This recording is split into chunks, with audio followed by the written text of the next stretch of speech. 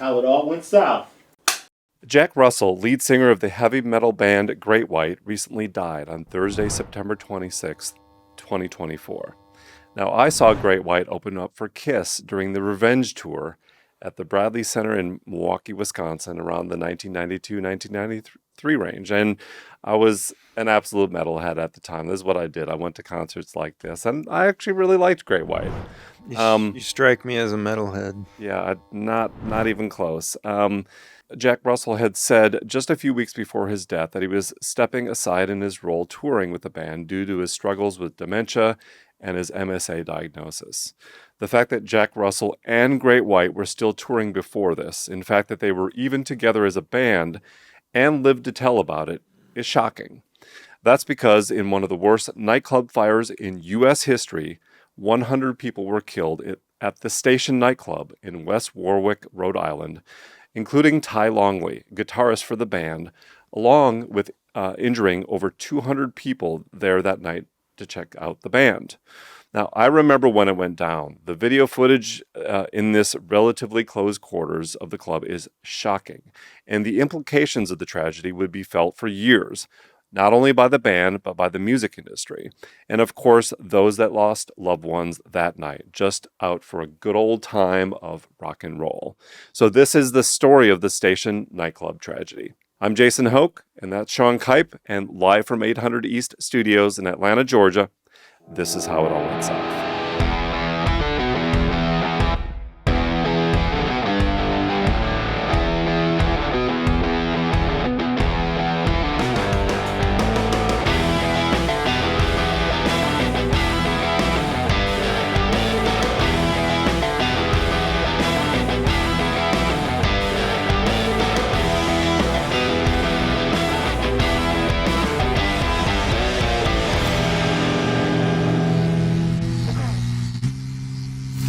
So the 80s were a pretty crazy era for rock metal bands, and I was subscribed to all of these. And you had all kinds of them. You had I don't know how we should talk about these, but you had Iron Maiden, Metallica, Ozzy Osbourne, Slayer as kind of one group.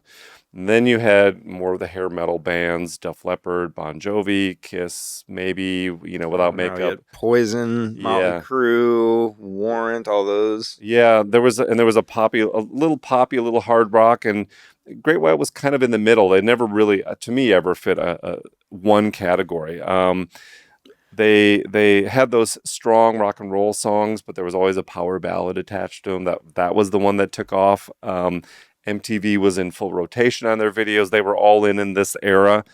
And then, like you said, there's the true hair metal bands that were doing the power ballads. That it was the Slaughter, Winger, Warrant, Firehouse, Cinderella, Nelson. Oh, yeah. Every band I just listed here, I've seen in person, including Nelson, which is embarrassing. Yeah. And so Great White was, I think, most famously known for their huge cover hit, Once Bitten, Twice Shy. Great song, originally done by Ian Hunter. It reached number 1 on the Billboard 100 charts on August 12th, 1989. And this is right as I was getting ready to start college. Great White sold over 8 million albums worldwide. You were getting ready to start college in 1989? Mm-hmm. Okay, that makes sense. I graduated in 1989 in that May, and then I started that September. Yeah, I'm old. No, I just I thought you misspoke, but I guess you're 10 years older than me, so that would make sense because I graduated in 99. Yeah. Anyway.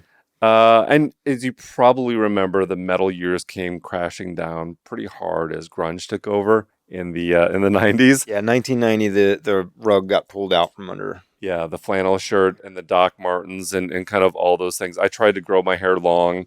It didn't happen. And actually, a show like Beavis and Butthead, they actually made fun of a lot of these bands, kind of the embarrassing things that they put out there that we didn't really react to at the time.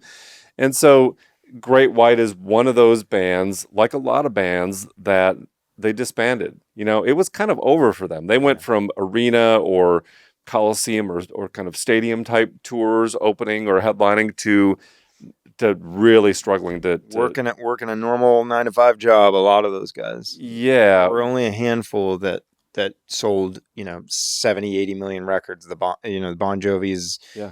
Motley Crue, Poison, those guys that could survive after that. Yeah. But think about 8 million records that these guys sold, that Great White sold. Like how that's a lot. When you think of in this day and age, It's not now, but it was then, yeah, because it was the sale of a record then, whereas now, 8 million plays on right, Spotify is about 4 cents. right. You know what I mean? And yeah, it was different back then. Yeah, and so there was this thing that if you wanted to continue getting older, get a little bit more wrinkle, that you've tied one on at least, however many times being in a band, especially a hard rock or heavy metal band, it doesn't last forever. I mean, this being someone who was on tour many, many areas of this world, parts of the country and world. You can't do it forever. But a small percentage can. yeah. Yeah. But there's still this kind of, I want to get back on the road and I want to play the hits, and I might not be able to sell the new albums that I used to. Well, that's the nostalgia acts from the 80s. Yeah.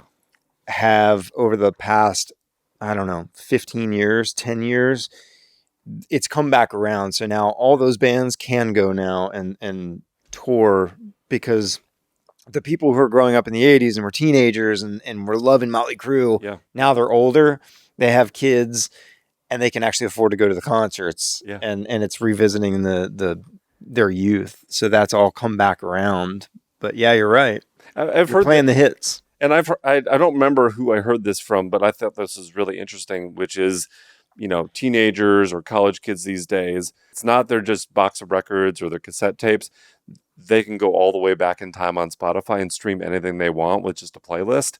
And so I feel like my kids know every song that I grew up with. They know all the lyrics to this. I was like, how did you do this? Yeah. You never bought a single album. How would you even know this song, lyric, whatever? But they do, because they have this access to this whole catalog. Yeah. Yeah. I mean, and do you remember having CDs, your big giant binder with the CD sleeves? I saw a meme recently that was like, people say now texting and driving is dangerous, and it was like, remember in the 90s when you were trying to find a CD and you're driving with your knee on the thing and you got this giant book flipping, and you flip the CD over and you're like doing this because it's got dust or dirt or scratches on it. Yeah, and of course remember the CD player that had the cassette tape that extension into your car, because if you didn't have the CD player built into your car. Yeah, I had the 5-disc changer. I had the magazine. Yep, I sure did. It's interesting. So Mark Kendall and Jack Russell teamed up to form, and they always do this, Jack Russell's Great White. And from 2003, they went on to play this show in Rhode Island that we'll get into at a nightclub called The Station. And so before we jump into that, I wanted to actually I want to get your take on this and see if I missed anything, or if you have any kind of personal experiences from being on the road that I'm missing here. I wanted to talk about some of the biggest rock tragedies, like rock concert tragedies that have happened. And I just pulled 4 or 5 of these. And I'm curious if you know of these or you remember these. So number one was The Who in 1979 at Cincinnati Riverfront Stadium. There was 11 deaths, and that night they had sold 80% of the tickets as general admission. And so it was one of those things where they started late, they opened the doors, everyone's raring to go, rushes in, and everyone rushed. And so that's where fans were crushed. Yeah. And so that it's, as opposed to having the seats you went into, everyone's on the floor of the huge stadium, everyone gets crushed. Yeah. Do you remember that? Well, I mean, I wasn't there. Yeah. But no, I know about, there's quite a few that I know about, because and that usually only happens, things like this only usually happen with, I don't want to say stadium only or like that size, right. But it's 20,000 and above for sure. Right. It's hard to rush. You get to 60,000 people or something. It's so hard to, you don't realize the force of when a crowd surge happens. Yeah. It's like an ocean wave. It's like trying to hold the ocean back. It's impossible. A couple questions. What's the biggest crowd you've ever played to? And was there something that happened when you were playing that looked like it went wrong? The biggest I ever played for, we did in Course of Nature, we played Times Square for New Year's Eve. So How was that? it was unbelievable, Yeah. honestly. Yeah, but when you play in front of a certain size, after a certain number of people, like you have no idea. You can't see them. You can only see 20 rows in, maybe. And after that, it's just it's either dark or it just blends together, But other than something like that, a lot of big festivals and stuff. There was a festival in New York. I don't know how many, 20,000, and I did. We played an airfield, air base. It was for in Enterprise, Alabama. There was a hurricane, tornado, several years. This was like 2008 or 9, Yeah. and they put on a big charity thing, and I don't know how many people were there, but it was on an air base, and it was Wow. just massive. Yeah. Like you can't see the end of the crowd, but you don't realize, you have no concept of how many people are there. And I say that to just say that, like, you can't look and focus on one person and see, like, oh, that person's in trouble. It's really hard Were to, they unless, passed out or something? Yeah. yeah, that, unless they're in that first 20, 25 rows or something, Right. where you can actually see someone's face. So something like, yeah, with the Who or some of these other things you're Yeah. going to talk about, where the crowd, you'll see a crowd surge, Yeah. but what can you do? Yeah, the next one on my list, you're probably familiar with, is the Rolling Stones, 1969 at Altamont. Mm, So it was a speedway, again, huge outdoor venue, free concert, yeah. and security by the Hells Angels in part. And there was an 18-year-old at the concert that had a gun, and they were stabbed by one of the Hells Angels security guards. And I think we know all of that, but it was just That's a like, very famous one. yeah, like 20, 30 feet from Mick Jagger. Yeah. Like it was happening that close, Yeah. and just such a huge mess up and tragedy too. So that was another one on my list. Yeah. Do you have more? I do. Yeah. I mean, obviously the Astro World Travis Scott thing at Energy in Houston, Yeah. 10 deaths. That was another rush to the stage. This one I don't think is. I feel like it belongs somehow on this list, but there wasn't anyone dying per se. And it was, I don't know if you've seen the documentary on this recently, but it was like Woodstock 99 was a disaster. Oh my God. Yeah. An absolute disaster. The mud, the bathroom situation, the lack The fires, the fire. I mean, it was crazy. because what was it? It was 94's Woodstock. That was really good. Mhm. Like I almost went to that with one. Hey, let's go. We don't have anything better to do. We're just out of Yeah. college. Let's go to Woodstock. Like it'll be great. It's the first Woodstock since 1969. We didn't end up going, and then 99 just got ruined. And there is a great documentary about it. I've seen that. It is Yeah. really good. And that one was a complete disaster. Just it's completely ruined it for everyone, Yeah. right? So let's get into the story about the Station nightclub. So on February 20th, 2003, Jack Russell's Great White played the Station in Rhode Island. This is definitely a small venue, and you've seen the video too here, I know.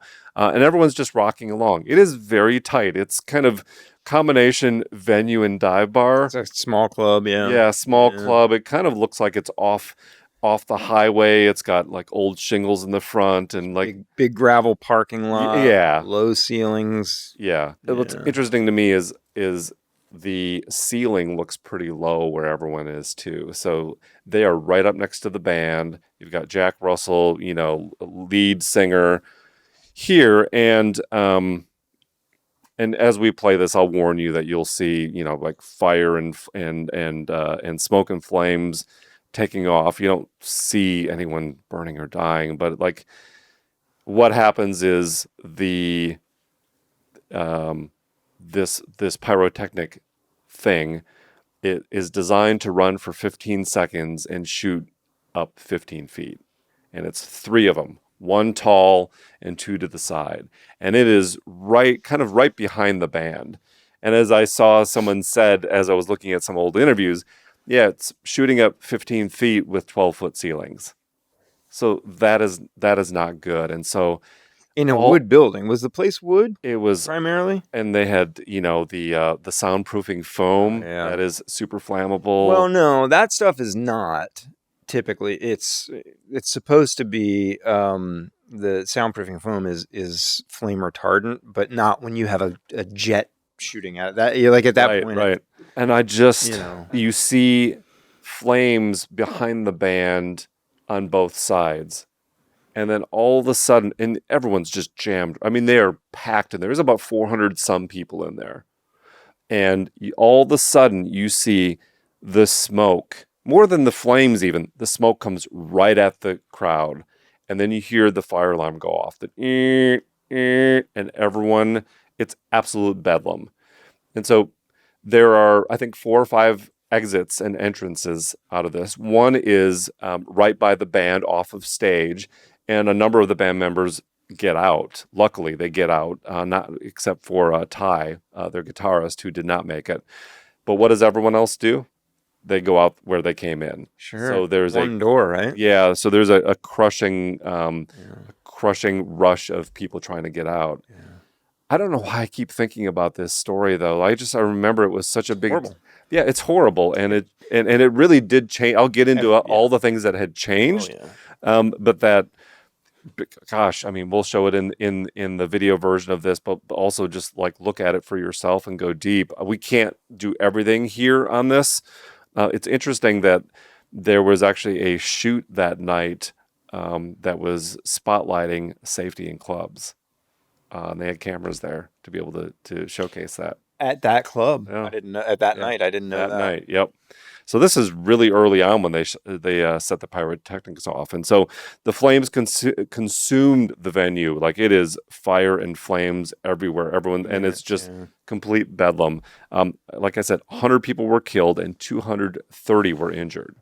Now, there were only 462 people in the venue that night, even though the capacity was 404. So they were really squeezed in there. So think of, 330 of a crowd just under 500 either dying or being injured. I mean, that is not good. No one's getting out of that.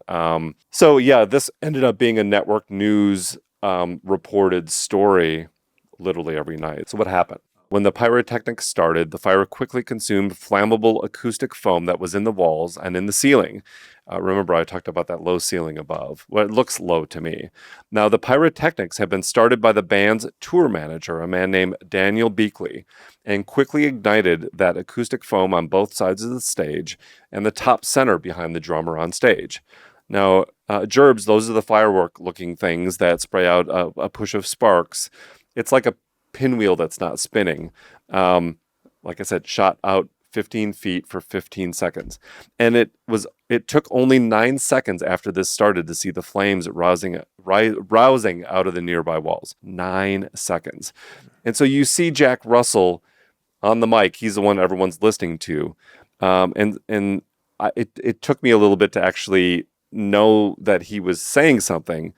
And barely audibly, he says into the microphone, "Wow, that's not good." And then he's gone, right? So only 40 seconds after that, the band stopped playing and it was bedlam. So this is like 60 seconds. You've got 60 seconds to get out of there, or, I mean, the whole place is going to melt down. Yeah, it was a tinderbox. I mean, I want to say that there was a lot of wood in the structure of the inside. I mean, most things are made of wood, but I mean, like exposed wood walls or something like that. Like, it went up really, really fast. Yeah, it's a total tinderbox. Like combustion style. So there was a series of terrible circumstances that made this even worse from there. Let me go through some of these. So, though the fire alarms sounded, they were not connected to the local fire department. The venue had no sprinkler system installed. It took only 6 minutes to consume the entire venue, with many not escaping at all. Like I said, there was 4 exits, but most used just the main entrance to the venue, the one they came in originally. Some of the crowd rushed to get out, and in a narrow hallway, they were stuck. And multiple witnesses said that there were bouncers there that were trying to keep the crowd away from this other exit because that was only supposed to be used for the band. Like, hey, you can't come back here. Right, But right. people are panicking. They're trying to get out. And so remember, seconds count here. Smoke can be worse sometimes than the fire itself. Here we had both of those things. And so 96 of the 100 deaths occurred right there at the club, right where they were inside. So, like, boom, like that. So the first fire, let me go through a little bit of the minute-by-minute account as it was happening. I want to mention the Cowaset Inn restaurant across the street ended up being a burn triage and command center for the first responders when they got there. So, like, they had nowhere else to go. It's a packed parking lot, gravel parking lot, like you said, right? It's off the highway. Like, how do you actually treat people who have escaped? So let me start on that night, February 20th, 2003 at 11:07 p.m. 38 seconds after the fire started, the nightclub's fire alarms started sounding. 1 minute later, the lights inside the nightclub go out. An orderly evacuation turns to chaos. Patrons surge towards the exits, and West Warwick police officer Mark Knott radios headquarters stampede. That main exit becomes clogged of partygoers. By 11:10, the nightclub is fully engulfed by fire, and by 11:13, 3 minutes after that, the last of the survivors to escape on their own run down a handicapped access ramp in front of the nightclub. Wow. So we're now just 2 hours after that, 1:21 a.m., and Beakley, who is the Great White's tour manager, tells the police that he triggered the fireworks by wire from the side of the stage near a dressing room. He also tells police that he had received permission to use the fireworks from club owner Michael Dedarian. So he said he had gotten permission.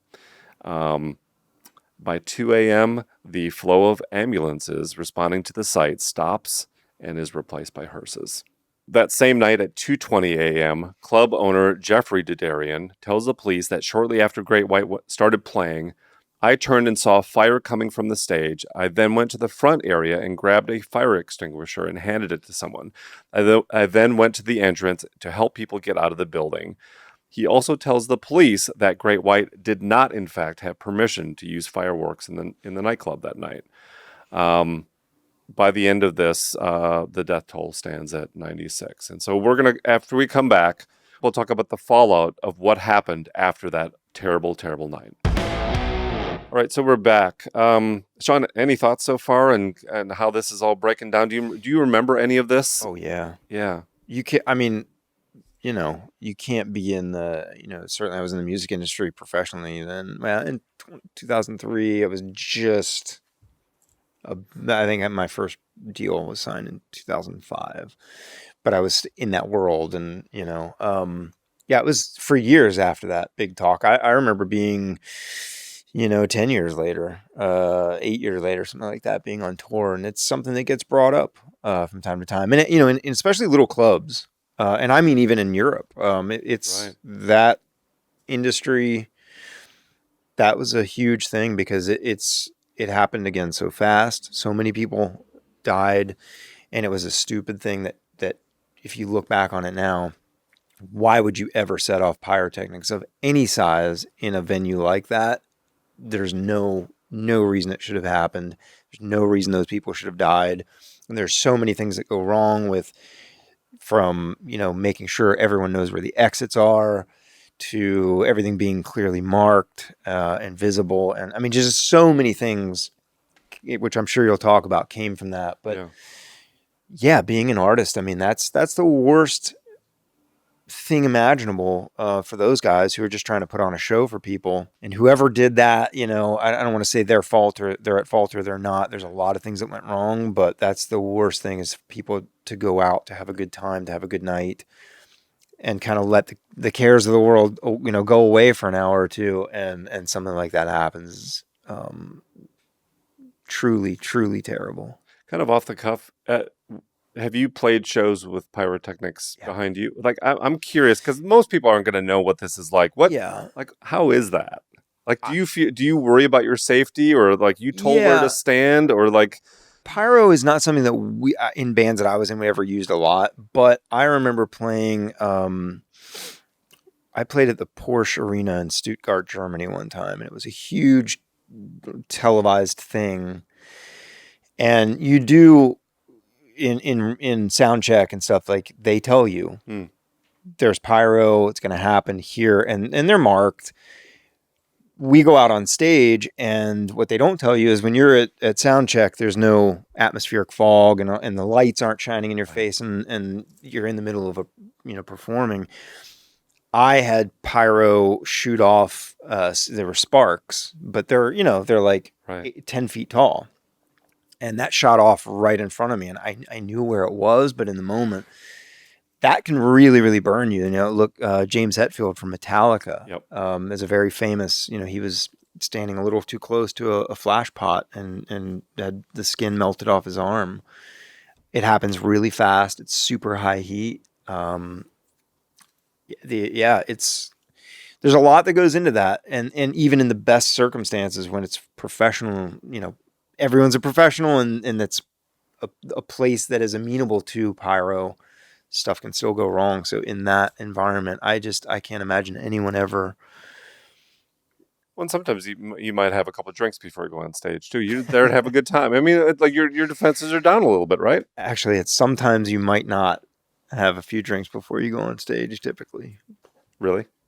I mean, I always had drinks before I went on stage, or that's what I mean. Yeah, of course. Yeah, that all plays into it. I mean, like, I don't know. I don't remember where I was supposed to stand, kind of a thing. No, I think when it comes to that stuff, and especially if it's and I'll use Metallica as an example, it's the same setup every night. It's the same thing happening at the same time increments, and so but again, in the moment.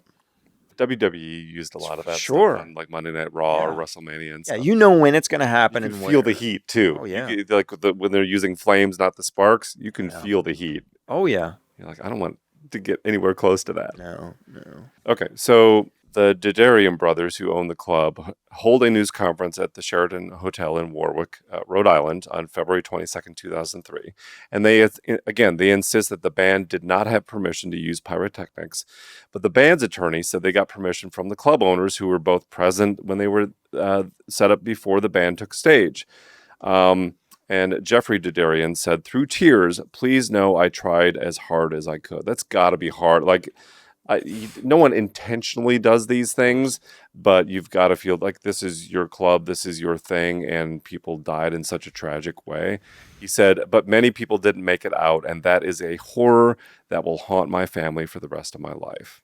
Yeah, I can only imagine. And there's an element to that too of, I'm not defending, this is not for or against anything. This is just a fact that when it's your job, to do the pyro, or any specific part of a show, you're worrying about the band is going to be pissed if this doesn't go off the way it's supposed to.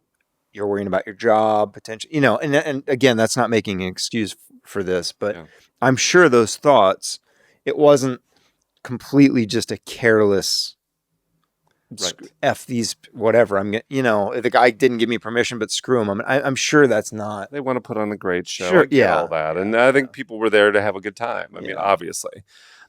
So what happens? I'm not saying this is an overreaction, but this will happen sometimes coming out of these tragedies. This one makes sense. The Rhode Island governor orders an inspection of all 1,712 places of assembly in the state, such as theaters, restaurants, nightclubs, and churches in all 39 cities and towns in the state. So I get it's not an overreaction. I don't think it's an overreaction. And here's why. I've played in so many clubs across the country and in Canada and in Europe, and from small little clubs to arenas. When you get to these smaller clubs, especially somewhere maybe in the Midwest or the Northeast, they're old. Yep. They don't do a lot of business, or their business is very niche. We put on metal shows or whatever.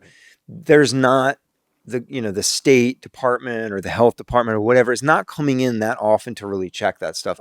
In most places, so a lot of things get lax. And they're only open like 2 or 3 nights a Right. week, Yeah. and it's only from the hours of like Right. 7 Yeah. p.m. to 3 a.m. and that's it. And Yeah. it's just kind of there I think otherwise. it was It's a a good really, point. really good Yeah. reason and point to say let's check all this Yeah. because God forbid something like that happens again. Yeah, and they don't know the state Um, of things too, yeah, yeah. like how bad things are. So the next day, the fire marshal tells the state police that he hadn't seen the highly flammable polyurethane foam on the nightclub's walls during a November 20th inspection because he had been blinded by anger after finding an illegal inward swinging door that had been reinstalled after he ordered it removed during an earlier inspection. So And there's that too. I mean, there's the even if something is, and that's a great point. Even if something, an inspector comes in or whatever, the guy at the nightclub that's, we do things our way around here. I mean, you're gonna have that kind of stuff too. it was the fire marshal. No, I'm saying, That's but crazy. the guy at the club or the Yeah. owner of the club who, yeah, he's gone. He It's won't be never, back for a yeah. year. It's like when you get graded for a restaurant, like Right, let's clean the kitchen so we right, pass yeah, versus how it really is. And we've right. all seen the nasty kitchens. Is Hmm. another example. So I talked about the Derderians. So Jeffrey Derderian was actually a news reporter. And after this happened, he said, I just can't return to this. It's not realistic for me. So yeah, that was tough for him to be able to go back to. Like he was in front of the cameras and doing all this stuff, and now his face and name are everywhere in the country, and he couldn't put himself back on TV. So there were some, of course, I think you were alluding to this, major rewrites of the state's fire safety codes, including a ban on pyrotechnics, requiring sprinklers in every nightclub, serving more than 150 people, and greater authority of those fire inspectors. Yeah, and I'm on board with all that. I've seen the other side of it, man. I've seen, like, again, so many of those places, and just even iconic places like in Hollywood, the Whiskey A Go Go, right? It's where Jim Morrison started. And there'd be so Been many. there. The Stones have played, and The Troubadour? it's a dump. Yeah. Love it, but it's a dump. The Troubadour, yeah, same thing. I mean, they're small, We don't want to get rid of them because they are so they're legendary, but they're iconic. not upkept Yeah, because they're not being played every single night, or because we don't want to touch it, or because ownership has changed so many times, or whatever the reason is. This happens, right? yeah. Go into the bathroom of the Whiskey A Go Go. It was probably and it's kind of legendary in part for that Right. because it was kind of like they haven't cleaned the bathroom since Jim Morrison played there. Wow. Not really, but that's the yeah. So let's fast forward to December 9th, 2003, and a 9-month grand jury investigation charged the nightclub owners and brothers Jeffrey and Michael Derderian with 200 counts of involuntary manslaughter and 2 counts, so basically 2 counts for each of the 100 that died. The band manager, Dan Beakley, was charged with 200 counts of involuntary manslaughter for setting off the stage fireworks. Each man pled not guilty and posted bail. And some people that believe that the actual fire marshal who had declared the club safe before that should have also faced charges, but he did not. I can see that, but the fire marshal never would have allowed pyrotechnics. So the club Right. was probably safe for that amount of people had there not been pyrotechnics, right? Yeah. So I'm not going to get into all what happened to all the, I alluded to some of these counts, and there was some time served and prison sentences and such. But I want to kind of fast forward a little bit here because I think we've covered a lot of the story or the case. And in January of 2010, senior U.S. District Court judge approved $176 million in settlements of civil cases earmarked for more than 300 victims of the fire and more than 200 of their relatives. Think about that. So I'm going out to this dive bar club to go see a formerly legendary, rock and roll band that I loved when I was in high school or college or whatever. I'm just out for a night, and it ends in this terrible tragedy. and lawsuits and settlements that were upwards of $176 million. Like, that is just so wild to me how one moment in time can lead to so many things so many years later. So that's her story. Thanks for joining us. A little bit of a somber one, but one that still really sticks in my head after all these years. I'm Jason Hoke. That's Sean Kipe. And this has been How It All Went South.